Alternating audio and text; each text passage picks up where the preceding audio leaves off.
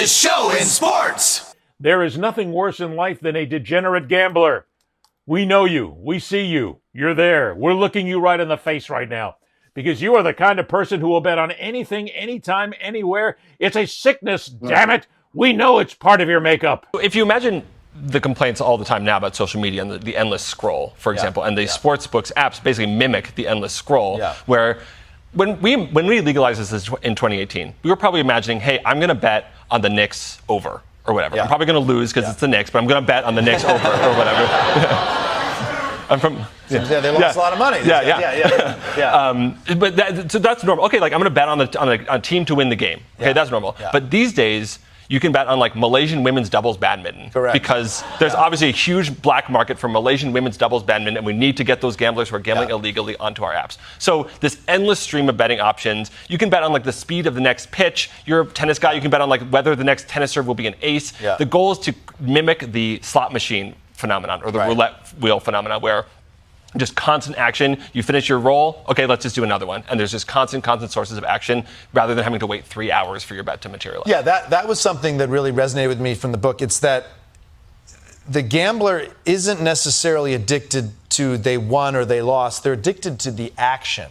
They're addicted to the feeling of will they win or lose. And that never ends. And it also makes a really shitty basketball game exciting all of a sudden. Right. And if every 5 minutes you can bet on, or not even every 5 minutes, every 5 seconds you can bet on something new, and you can get that feeling, that dopamine hit that you get when the roulette wheel is spinning. That dopamine hit, that need, that degeneracy in gambling. Now we're betting on the Little League World Series? Holy crap! I mean, and this is not even anything new, Mike. The story comes out this week in the National Network News.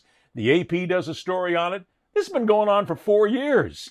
I mean, you can't bet. People have been betting on the... I could have bet on the Little League World Series? You could have bet on the Little League World Series. You can't do it in the United States. A platform here, you can't do it. But there's a couple of offshore gambling sites that say, yeah, we'll take all the action you can get on the Little League World Series. We'll take everything. The coaches are out there wondering what it's going to do to the sport.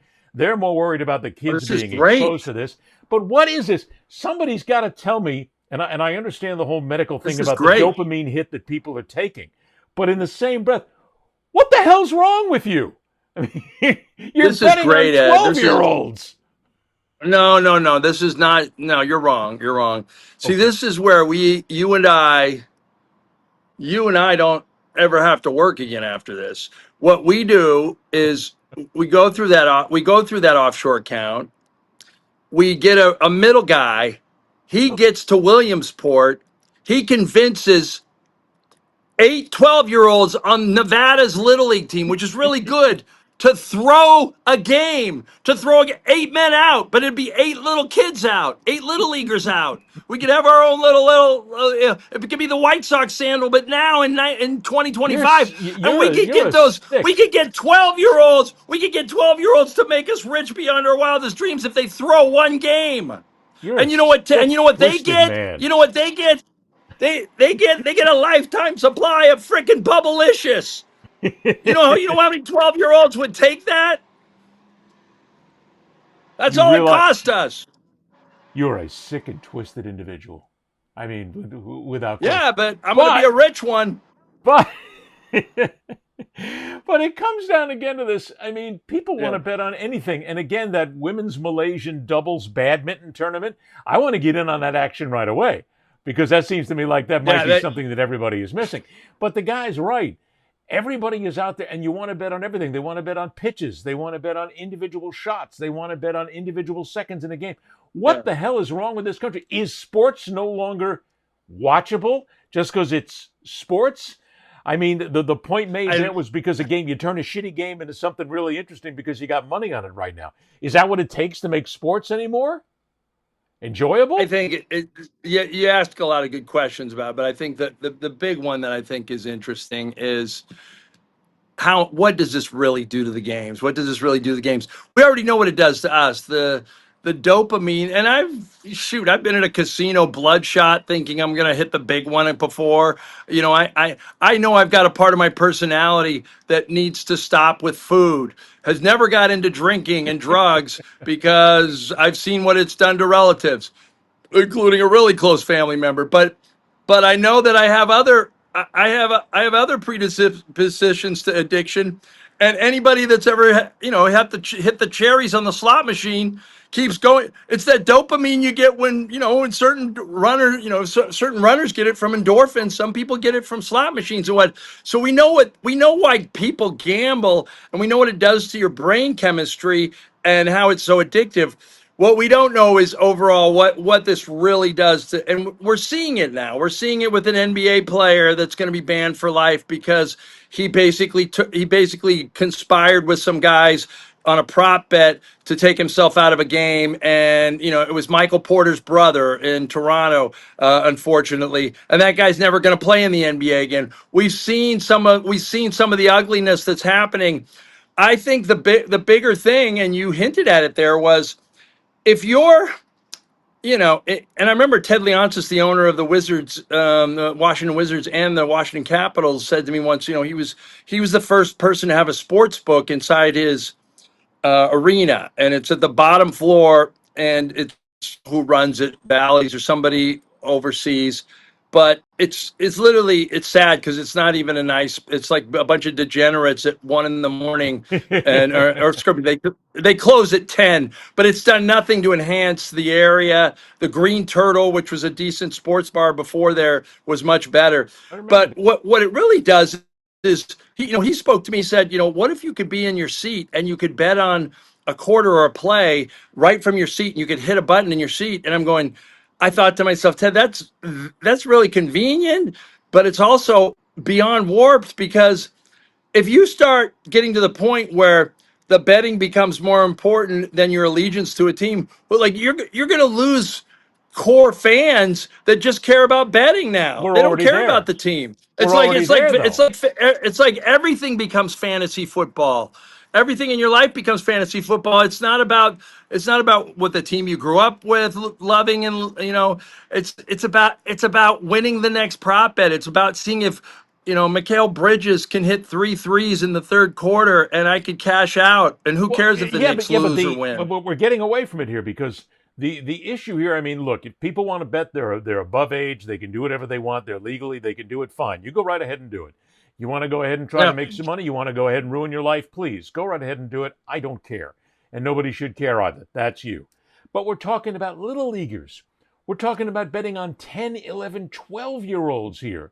And it's now becoming and now with this, more people are going to do it. You know as well as I do that now that we're talking about it, and the networks are talking about it, and the story is out there, and the Associated Press is running a story on it that's getting picked up everywhere. Yeah. People are going to go, I didn't know I could do that. Then you're going to have them looking at 10 and 12-year-olds, what they've been doing their entire careers, where do they play their games.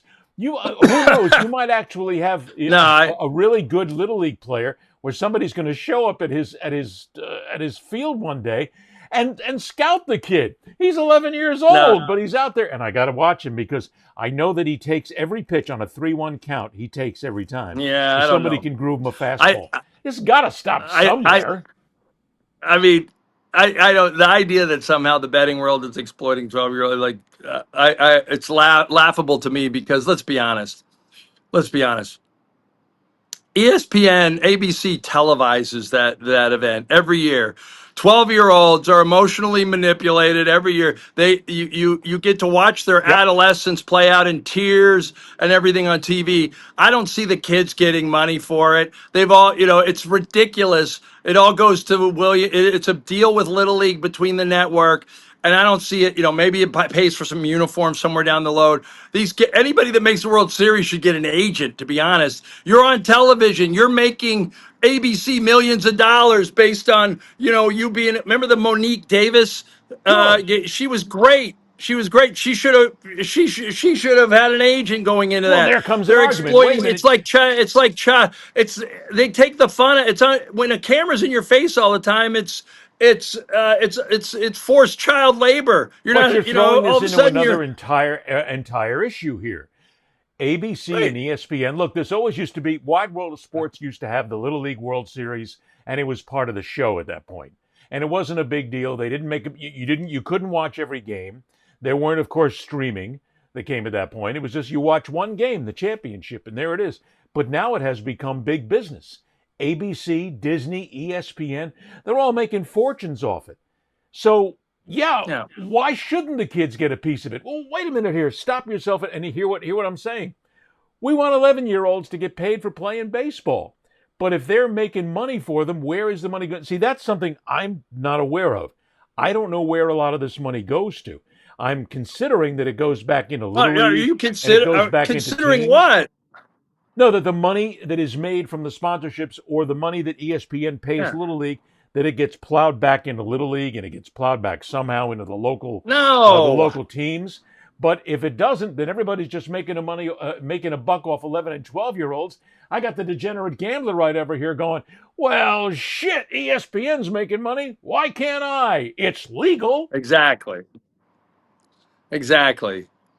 And by the way, had you taken Aruba